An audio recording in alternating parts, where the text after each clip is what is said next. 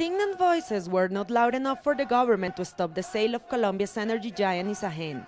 The company was sold to the Canadian Brookfield for $2 billion in a one-bidder auction, triggering outrage even within political parties belonging to the government coalition.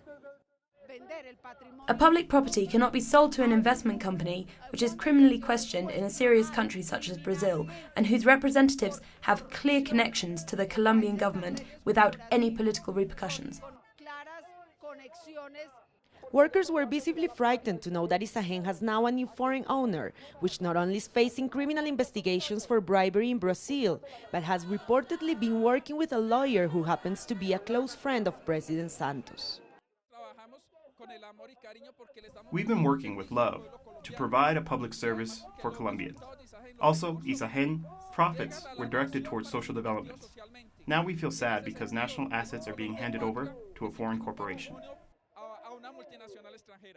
For analysts, not just the most profitable state-controlled company was given away, but also the 23,000 hectares of forest and water sources, as well as the 7 power stations that Isagen controls.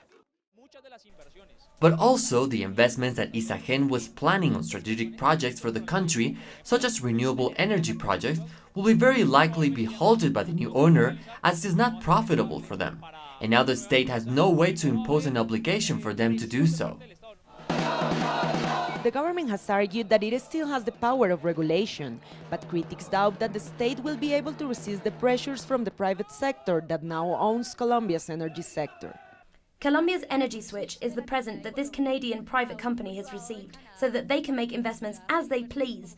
Meanwhile, we Colombians have been left with no energy resources and no energy sovereignty. What is true is that the immediate consequence the Colombian government will face is the social mobilization that has already been announced by the most diverse social and political sectors of the country.